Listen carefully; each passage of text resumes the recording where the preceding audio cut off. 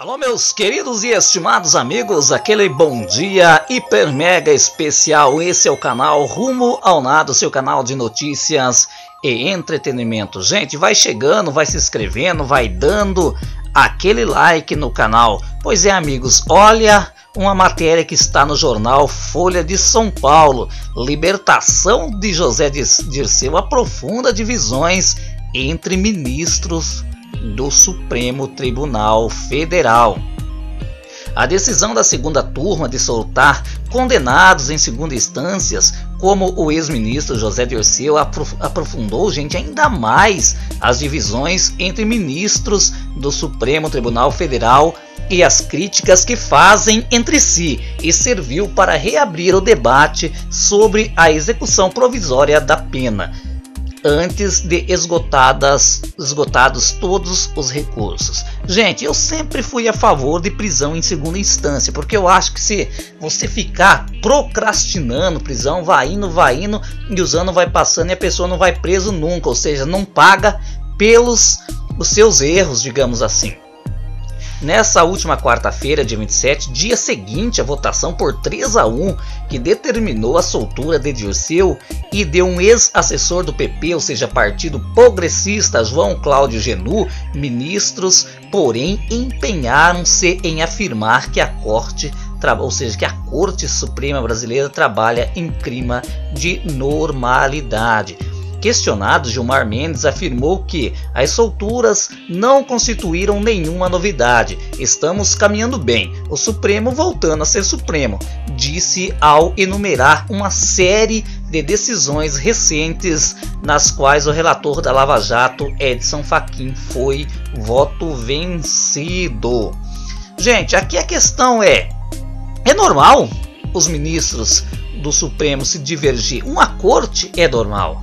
O que é normal, às vezes, uma liminar monocrática, ou seja, só um dos ministros pega e decreta o negócio, é meio complicado, meio perigoso, mas quando é julgado num colegiado, por exemplo, na segunda turma do Supremo, ou quando, tipo o Fachin, né, que ele costuma, eu acho que o Fachin é meio medroso, né, porque ele, ao invés dele fazer uma liminar ou deixar na segunda turma, como a turma onde ele pertence atualmente, mas ele sabe que ali ele é meio que voto vencido, os demais ministros pensam diferente dele. O que ele acaba fazendo? Espertamente ele joga pro plenário, ou seja, aí os 11 ministros do Supremo têm que deleitar sobre o tema, né?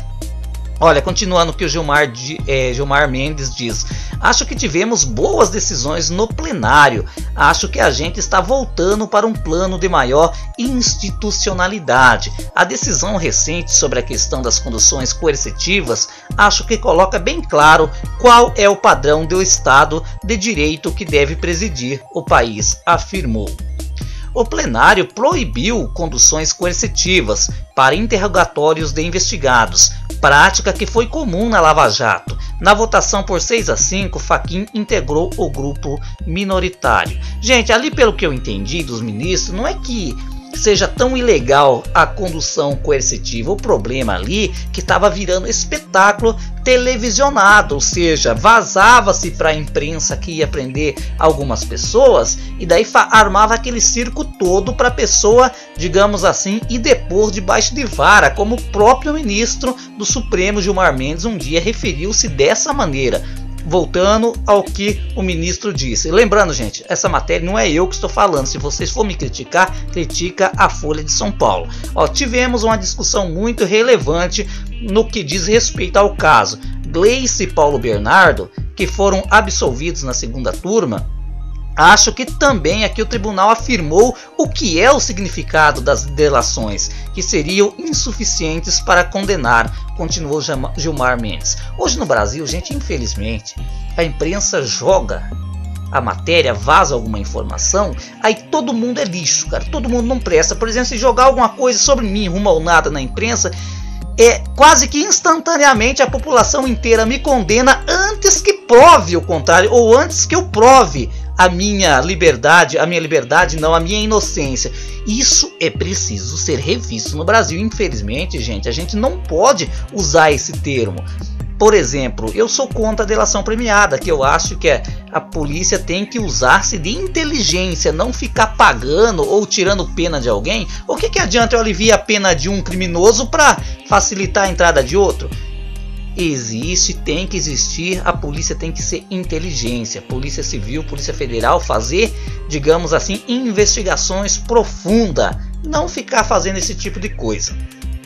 Fachin também nessa quarta minimizou o isolamento que enfrenta na segunda turma, do qual a sessão de terça foi um bom retrato para mostrar, né? Ele foi o único que divergiu em 4 julgamentos que beneficiaram os acusados. Eu creio que é equivocado falar-se em vitória, eis que juízes não têm causa, quem tem causa é a parte. O colegiado é formado de posições distintas e dissenso é natural, é o que eu concordo, que eu falei no começo da matéria, né? E é por isso que nessa mesma medida os julgamentos se deram todos à luz da ordem normativa constitucional e cada magistrado aplicando aquilo que depende da Constituição, declarou ele. Fachin disse que as convicções pessoais dos juízes ficam do lado de fora da sala de julgamentos.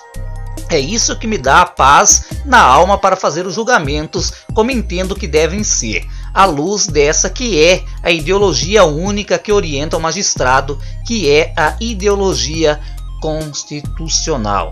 Integrantes da primeira turma, Marco Aurélio voltou a afirmar que o plenário deveria ter julgado bem antes da prisão do ex-presidente Lula as ações de sua relatoria que discutem de forma genérica a constitucionalidade da prisão em segunda instância. Ele liberou 2 ações para o plenário no final do ano passado e outra que pedia urgência em abril, mas a presidente da corte, Carmen Lúcia, não as incluiu na pauta. Estou aqui há 28 anos e nunca vi manipulação da pauta como está, disse Marco Aurélio. Ou seja, gente, a Carmen Lúcia, ela fica mudando a pauta ali a seu bel prazer, para beneficiar um ou para, digamos assim, me perdoa a expressão da palavra, para fuder o outro. Essa que é a grande verdade. A Carmen Lúcia, na minha opinião, está sendo um fiasco como presidenta ou presidente do Supremo Tribunal Federal.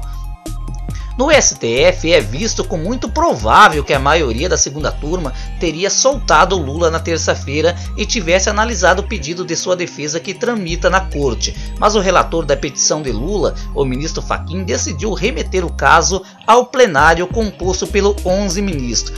Gente, na verdade o que está acontecendo é que tem alguns ministros ali, eles têm medo de vir a público, digamos assim, confrontar a Lava Jato, que tem excesso, e todo mundo sabe que tem excesso demais.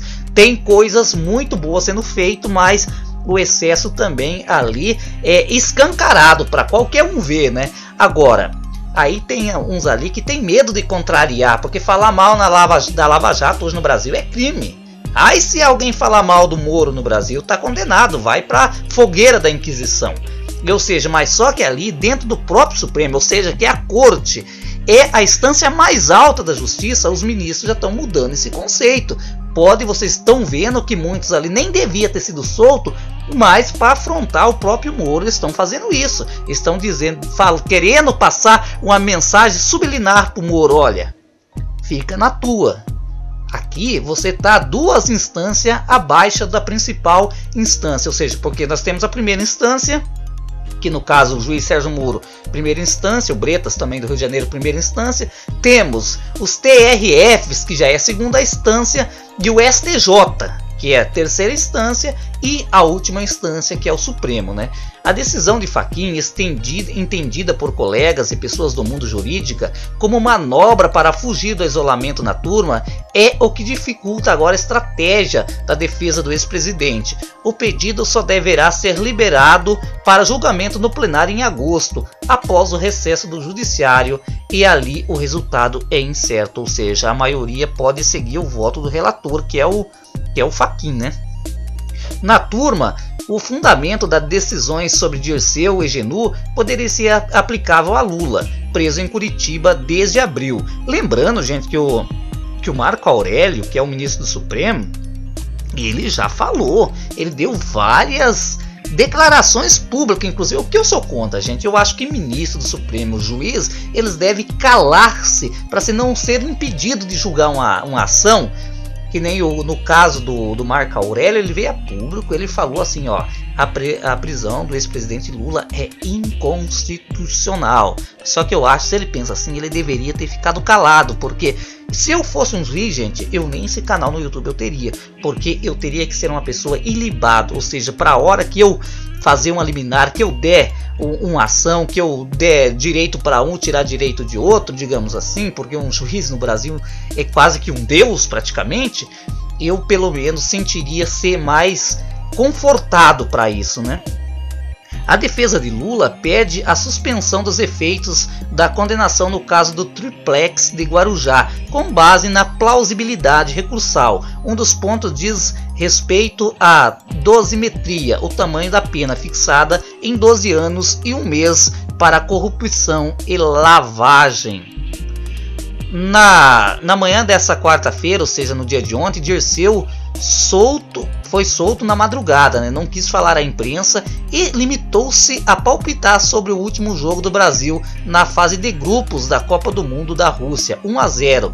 Está bom, disse o político. Como vocês viram, né, amigo?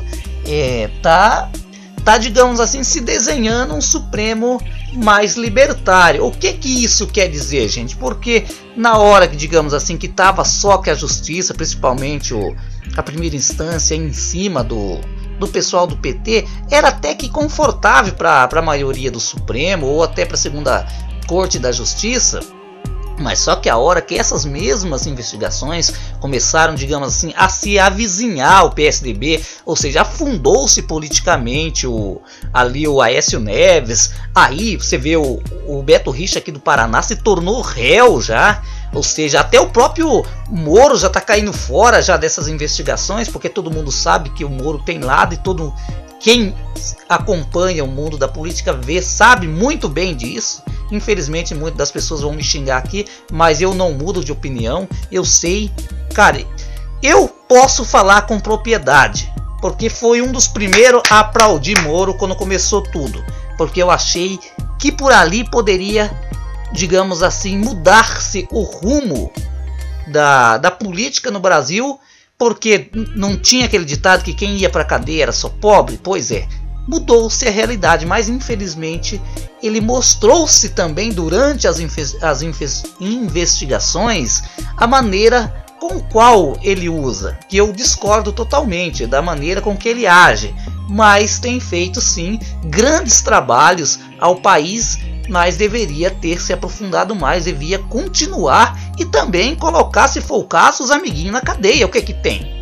Porque a hora que você coloca aquela toga, você não tem partido, meu filho. Você simplesmente é um guardião da Constituição Federal e prenda quem que tiver de prender, solte quem tiver de soltar. Essas são as suas prerrogativas previstas em lei. Gente, vai dando aquele like aí no vídeo e até a próxima.